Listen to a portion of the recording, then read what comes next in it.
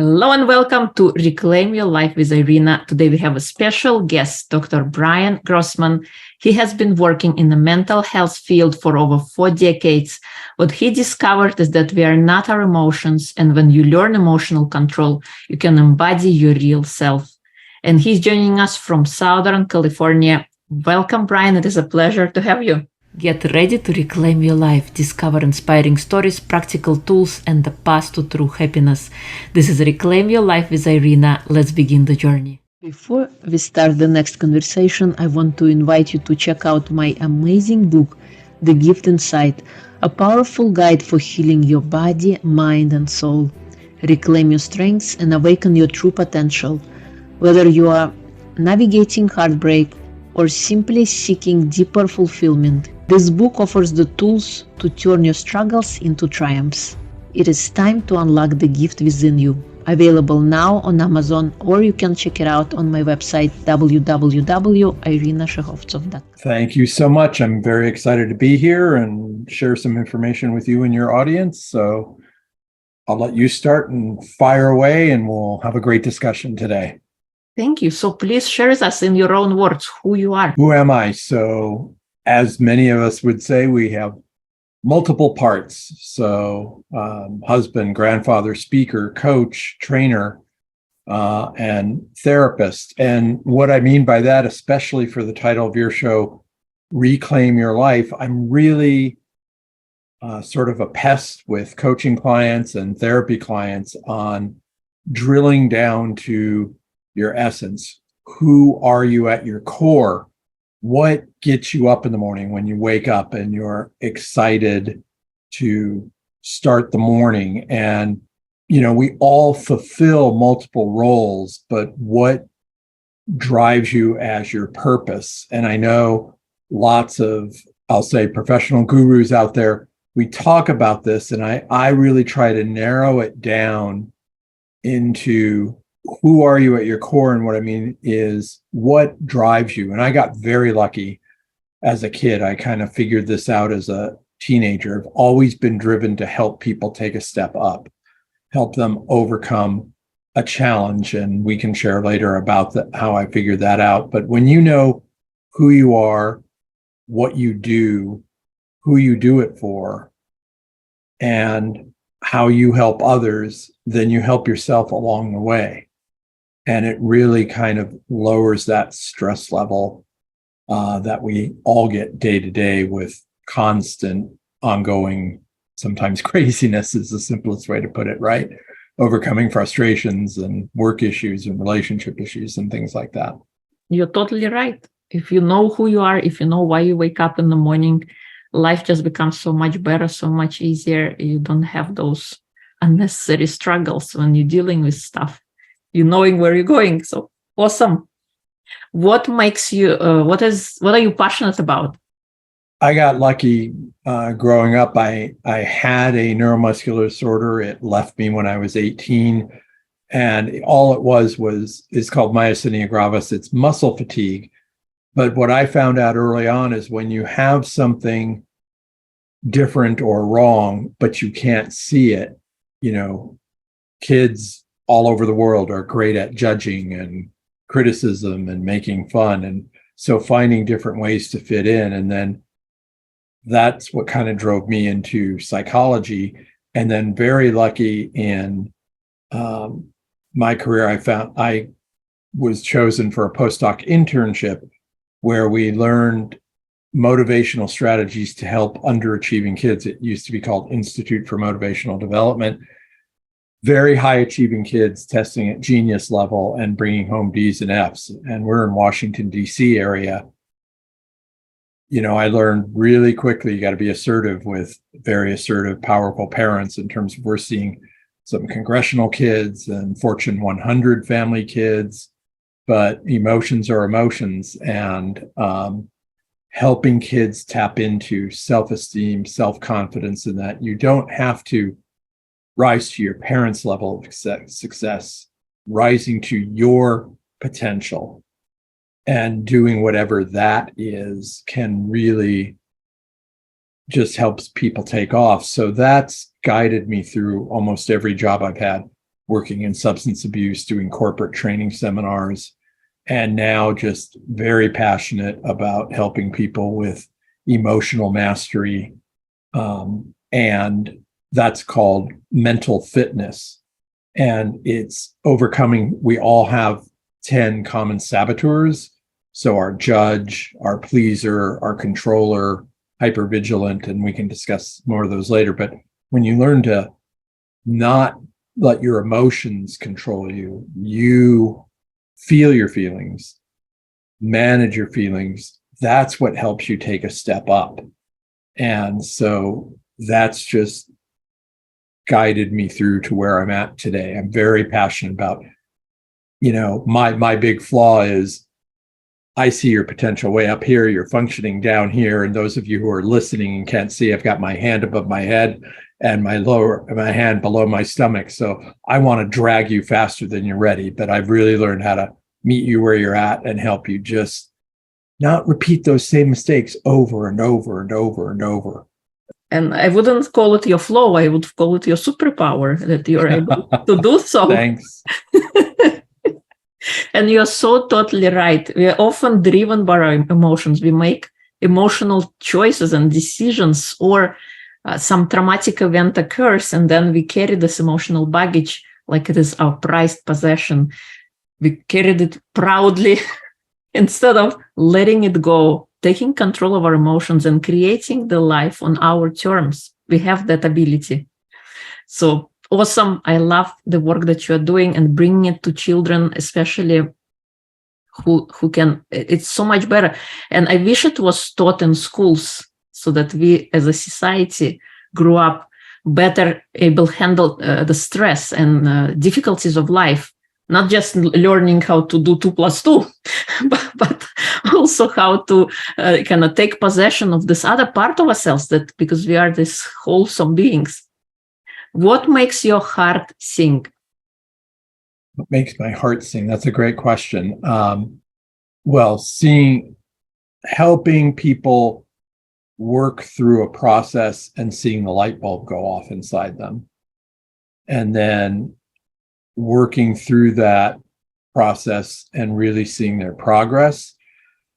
And then getting people to tap into their own strengths. And for me, I call it, even though I'm doing coaching and not therapy, it's a mental health toolbox or an emotional toolbox. So I encourage people to have a mastery over whatever helps you snap out of it in the moment. Tony Robbins calls it a pattern interrupt. So, you will just use you and I as an example. We're having an interaction and the conflict level goes really high. Growing up, I was great at opening my mouth, saying the wrong thing at the wrong time to the wrong person. My dad was from Brooklyn, New York, and I know how to be really assertive and unfortunately could be hurtful. And I've learned to turn that around, of course. But in a moment of conflict or panic or tension, if you can have 2 or 3 songs that, relax you, a couple lines from a song, movie lines are my favorite thing, movie scenes, book quotes, Bible quote, anything that you can draw on that you've memorized over and over and over that you can draw on to reset at that moment, it allows you to not let controlling emotional saboteur or judgy emotional saboteur take over. It gives you that moment of clarity, and then helping people figure out at that moment of fear, tension. It's always great to ask a question to the person because they'll almost always have to do a brain reset. And one of my favorite things to say is, I would just say, wow, how would you respond if I asked you that question with that tone? Now, in the background, I'm thinking of a great movie line from either Star Wars or one of my favorite old Westerns from a long time ago. I'm going to show my age, is Silverado. And there's a scene where one of the good guys shoots a bad guy in the hand and he yells at the rest of the gang before they pull their guns out. He says, I don't want to kill you and you don't want to be dead. Now, I wouldn't verbalize that, but when you think about it, it lets you do that quick, a nanosecond brain reset. And when you do that and you've been practicing some tool sets about emotional mastery, you'll almost always have an improved interaction where you can work through, even if you have to step away for the moment and not resolve it at the immediacy, but it lets you think, okay, what's a different way to handle this? And I think that's where a lot of us get lost, is we think we have to have the instant solution or the instant answer. And if you're listening to this right now and you're thinking, I always fall into that trap, then, at the end of the episode, I'll share a link. You contact me. I'll send you a quick free report on how you can really tap into resetting for that emotional control. Because when you don't lose it at that moment, you immediately rewire your brain and you start learning, oh, I don't have to have all the answers at the moment. I just need to process. And when I process better, your tension level goes way down and you're able to work through whatever the conflict is. And it doesn't always have to be high conflict. I mean, we all have the struggles, why are you cooking that? Or how come you didn't pick this up? Or, it's all the little things. How many of you have this happen? And I hope this comes through on the microphone. Your colleague at work is clicking their pen or chewing their gum or whatever it is. And it's like, you can just go, or do a reset. And, we all know the response doesn't really go over well. And laugh, as we're both doing right now, if you can't see us on the podcast. So laugh, laugh, laugh. You're so right. And sometimes, high code, we can just leave the situation. If we feel like we're going to explode, we can go to another room and take a little breather. Sometimes forget the simple things. Just breathe. Immediately, Absolutely. You're going to open up your diaphragm and this nervous emotional response is going to leave you. And then we can go ahead and process or do something different, because we always have that ability to choose. But in the height of the situation, we just got to remember, just breathe. That's simple. You don't need to see a coach. It's right, the tool in your toolbox that you can use anytime. So awesome. Yes. Is there a book or a movie that you've seen more than once? Sure, I drive my family crazy with that. Well, movies. Our family grew up, going to the movies often. It was always an event. So Star Wars hundreds of times, the middle three episodes, A New Hope, Empire Strikes Back, Return of the Jedi, the last three, The Force Awakens, I've seen those dozens of times. And then classic movies. When I was doing full-time training and speaking, I always refer people to the American Film Institute has a list of 100 movies everybody needs to see at least once. And when I would do leadership seminars, it's always funny, no matter what generational group is in the room or who I'm talking to, well, I haven't seen that movie, you're old. And it's like, well, that might be true, but you don't have to ignore history. Things happened before you. So two classics, The Wizard of Oz. At one workplace, I told people, we were walking, I was actually working in a prison, so we walked like 2 miles to the opposite end of the prison, had a bang on a door because the bell wasn't working, and the officer who opened the upstairs metal window door had the mustache from the Wizard of Oz, where the guy opens it and says, "Who's knocking? Didn't you see the sign ring the bell?" And I looked up and I said, "Gee, kind sir, we've come all the way from Kansas to see the wizard in the conference room. Will you let us in?" And he burst out laughing, and everybody around me was staring. It's like, "What are you talking about?" I said, "You haven't seen the Wizard of Oz? You cannot see a patient. I'm calling your supervisors. You cannot see a patient till you watch the Wizard of Oz this weekend. It's got life lessons that you have to learn, and you have to watch The Godfather, because otherwise patients or clients or other people will take advantage of you. There's lessons in those movies or even books that you've got to know." And for those of you wondering, what do you have to know about the Wizard of Oz? Well, you have to have a heart, you have to have a brain.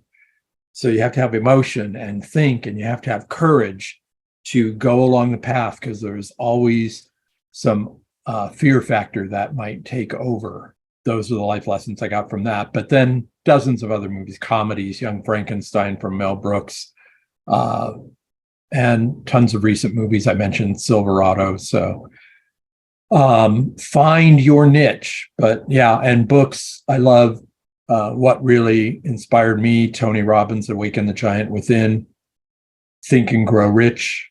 I keep listening or rereading that. The pastor in, I think he's from Texas, Joe Osteen. And then, I forgot the pastor's name, but Purpose Driven Life from the 80s. If any of you have never read, and you can get it almost for free or any library, When Bad Things Happen to Good People. So I've read those over and over, but basically personal development books. And then you just cued my memory. We had to read a book a week in school growing up, mini book report, and the book about the Antarctic expedition where they got trapped and all survived. I'll think of the title while we're talking, but that's a great book and how they survived that. So, and then fun books, of course. That's awesome. I love it. And you mentioned there is like an American Institute that has 100 movie list of must. Yeah, American Film Institute. It's either AmericanAFI.org, I think, and you can search that. All right. Awesome. Thank you. Thank you. What was the moment in your life that caused you to wake up? My dad holding an iron pot over my head. No. Literally, and there are light bulb moments where we all can remember with clarity. And so I was, because of my neuromuscular disorder, had some, I just needed to find ways to fit in. So I didn't realize it till I was a later teenager.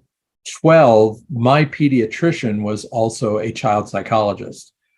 And so I was seeing him every 2 weeks. And I walked in the waiting room, and I'm Jewish. So my rabbi's son was in the room, and he had kids. And he said, well, I keep seeing you here. I'm here because my kids are sick. What are you doing? And I'm like, not really quite sure. So we went into another room, and he said, you don't know you're in therapy? And I said, no, I don't know I'm in therapy. He says, you're in therapy. He says, we're going to figure out your life right now. And I can't remember the exact questions, but what he tapped into was just always being driven, because I have 2 older brothers, always being driven to get people to collaborate, work together, overcome, and try new things. And so the rabbi told me, and I hope this doesn't sound arrogant or pious, but what really just gets me excited and drive is to find ways to overcome challenges. So whatever religion or spirituality you tap into, of course, my rabbi he said, as a Jewish people and nation, we are a light unto nations. Our mission is to help people be more educated and overcome things. And he said, you are clearly motivated to get people together and thrive. So I was in student government. In college, we formed a MASH TV show fan club and did all these little mini charity events. Just little tiny ways to change my little corner of the world. And, always socialized into group activities and things like that. So that's why that really just gets me up. And, where I sometimes fall down, it's like, that's an injustice. I go nuts when something happens to a family member or close friend and the system's rolling over them. It's like, how do we overcome that or get the system not to roll over? And always been kind of a gadfly. So I'm big on emailing my representatives to help out with situations. And so few people do that. You usually get action. So there's small ways to overcome big challenges. And I think that's a theme that's driven me. It's just small incremental steps moving forward really help you keep the ball moving, even when we encounter setbacks. Right. And what were the 3 biggest lessons as a result of your wake-up call? I think lesson 1 was really find a way to get people to come together. You can accomplish a lot with groups. And then really tied to that, the second thing would be not settling for second best, not in terms of having to have the best of everything, or if you're not a millionaire, you're not anything, but your step into your potential, but don't, I think many of us just settle. And I think try not to do that in relationships. Try not to do that with, if something's supposed to work a certain way and it doesn't, speak up to fix it. And that can be from something you purchase that, this a thermos you buy is defective. Certainly a car you buy is defective. But in a relationship, keep challenging yourself and your partner to not settling for average. I mean, it's like I'll give we love going out to eat. I'll give a restaurant a try. My running joke is I want it to be a little better than I can cook at home. I don't need to pay to go out, but if it's cooked wrong or we were brought the wrong meal, I'm not just going to take it. I'm going to insist on, I want what I asked for, but challenging yourself on the important thing. So yeah, there's stuff you're going to settle for and compromise on. I don't rattle the saber with every issue, but I think for people in business or relationships, it's how are you treated? What are the agreements you have? Deal breakers. For me and my family, I'm a therapist. My wife's a counselor. Having an affair is a deal breaker.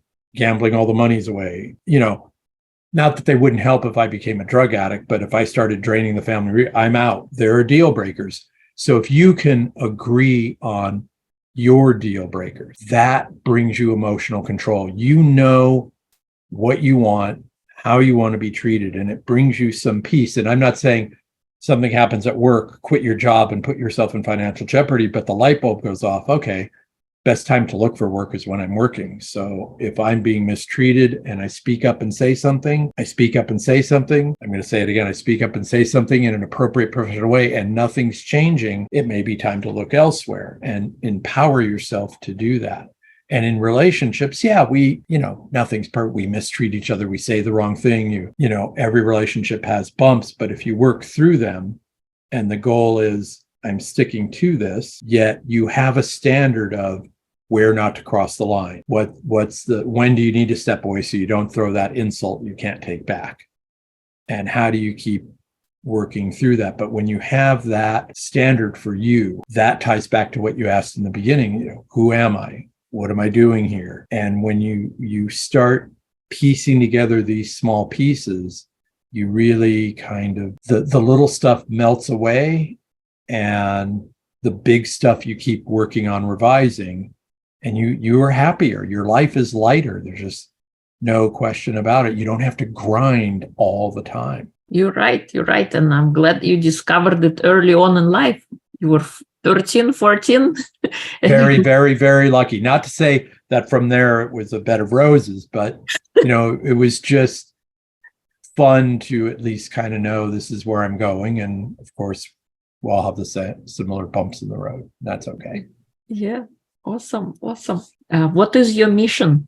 My mission is to help people achieve emotional mastery so that you know who you are, where you're going, and how you're going to get there, and not let your emotions control you.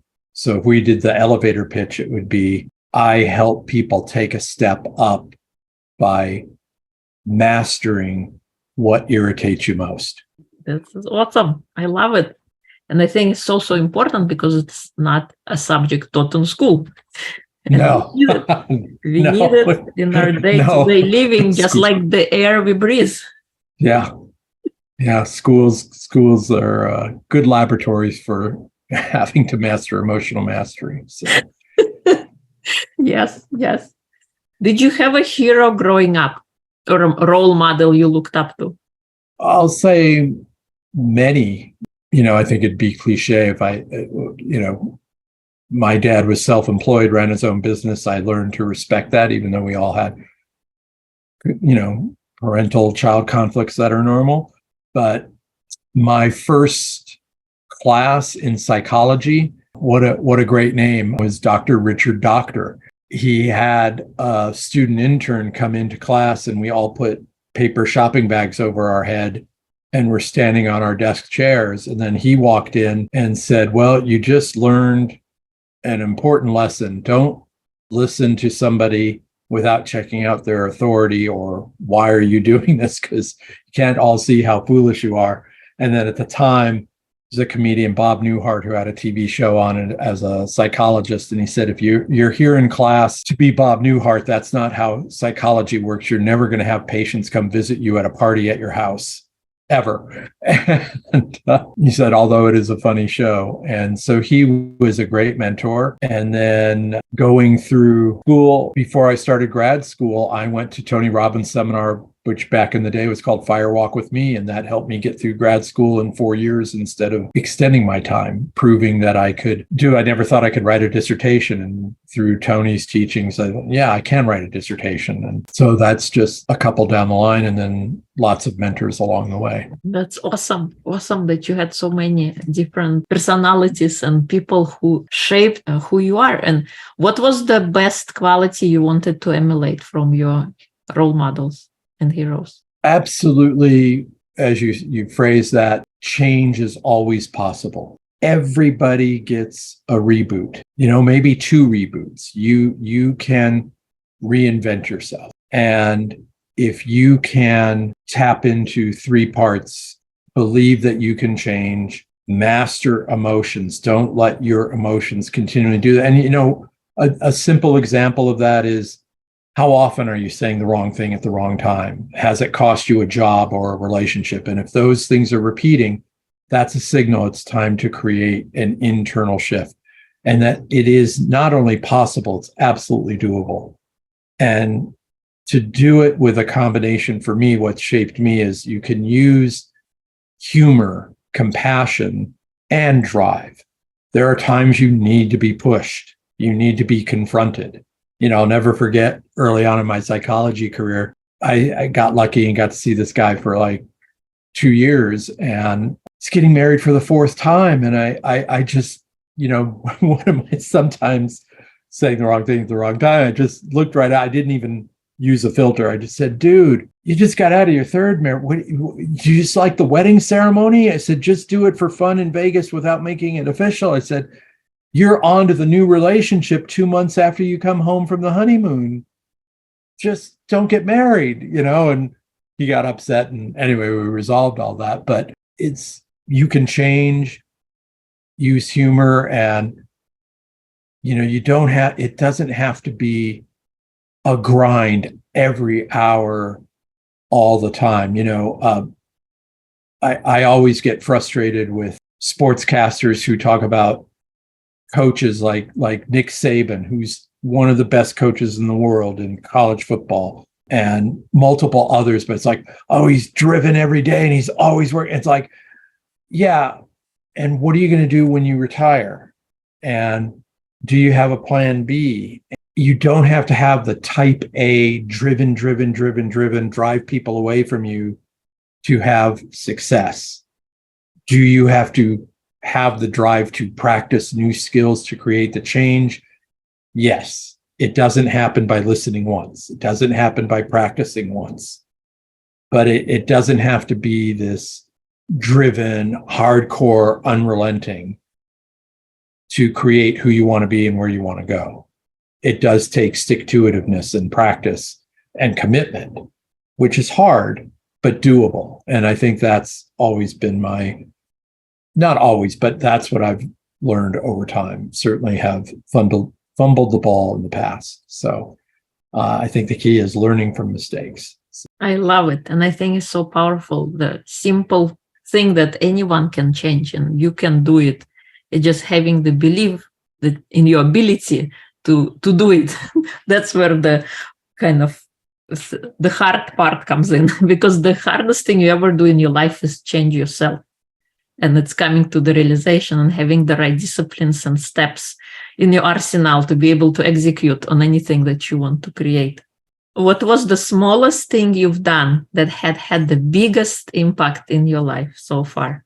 I'm going to say using humor is one of the smallest things I've learned. And I'll add one more thing because I think they're tied together. So use humor to deflate, but I'm going to go back for a second to one of the questions you asked, one of my heroes. So it's called Humanistic Psychology. Carl Rogers, he passed away in the late 80s. But we went to, in grad school, my first American Psychology Association conference. And, he's an icon in psychology. So he's in the grand ballroom. There's 3,000 people in the room. And Carl, at the end of his talk, says, "Oh, I'm going up to room 1402 if you want to have tea." Well, the room moved forward to go get his autograph. And I looked at my friend. I said, "We're going to 1402. And he had a big suite, but he only let 20 people in. We were in line. We were person 1 and 2. So I think the smallest thing for me, ask. If you don't ask, you'll never know. It's okay if the answer is no, but ask. And that small thing has really propelled me. It's how I got to sit in the front row at Tony Robbins' Fire Walk with me. He actually walked across. I'll never forget. He said, he picked me to walk across the coals first. And I said, "Well, you're the mentor. Why don't you walk with me first?" And as we're walking across, he says, "The cost of this." I said, "Dude, I paid already." He says, "No, you're going to walk 20 other people across." And I did. And that's what really proved to me I can get out of grad school on time. But ask. If you ask appropriately, the answer may be no. However, at least you gained information.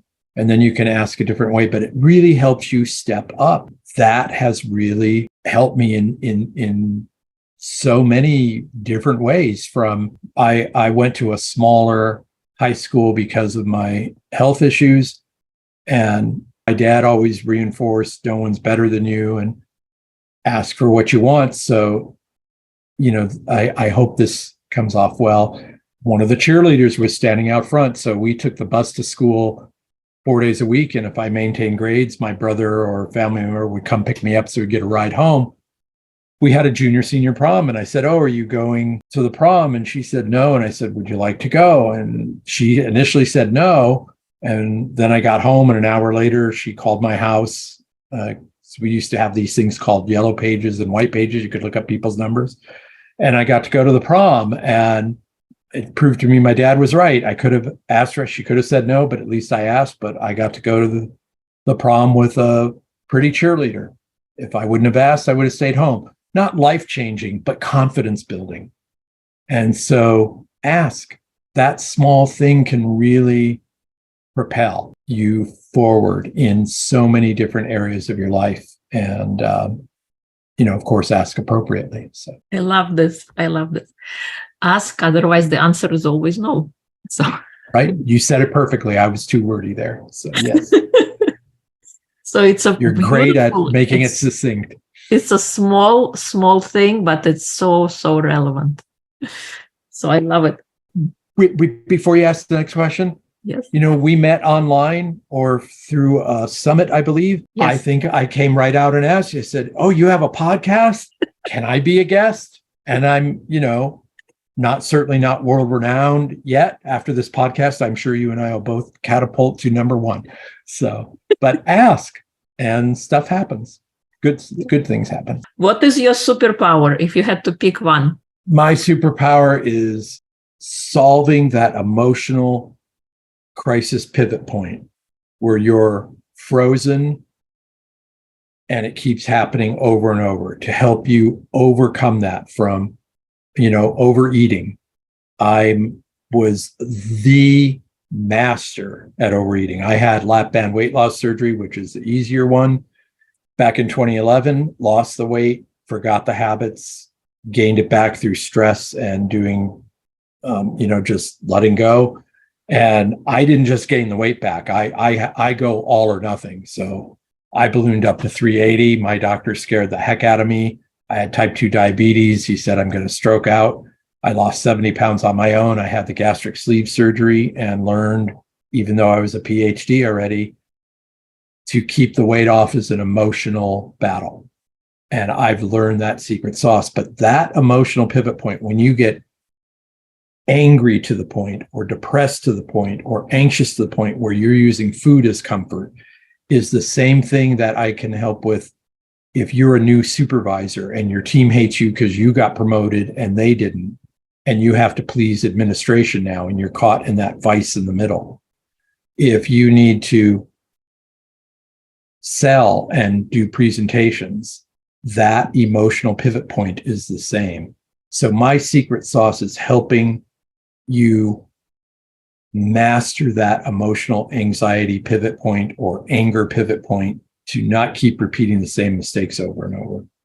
That's an awesome superpower to have. Thank you. Whole point of recognizing it and then addressing it and introducing tools on how to handle. I love that. What do you want to create next? Any fun projects you're working on that you like to share? For me, it's a lot of fun. I'm pushing myself to go out there and do more public speaking. So that's a lot of fun for me. And I'm looking forward to, I love to travel. So taking my family on trips where they've never been as a seminar leader in the past with a seminar company. I'm lucky. I've been to every state. I've been to every big city, multiple small cities, from Ketchikan, Alaska to smallest place in Florida or Louisiana or Kentucky. But I got very lucky and got to go to London for a week. And then the best trip of my life, I was single at the time, for 3 weeks twice to Australia, which was amazing. And so gearing my work to where I can help with public speaking or coaching and then get to travel is a lot of fun. That's awesome. Australia is also on my bucket list. I would like to visit. Yes, that's great. That's incredible. Somewhere everywhere I should go. And then looking forward to small stuff. So, movies coming out has always been a thing, and we're watching my grandchildren grow up is a lot of fun too. So awesome. Is there a state that you love the most that you visited? Memorable place? Well, I'm still in California. I love California. So born and raised, so I'm kind of biased there, but traveling, you don't know till you don't know, right? And we all, people say, oh, don't judge. We all judge. And then that's part of emotional mastery, is learning not to just let that judge take over.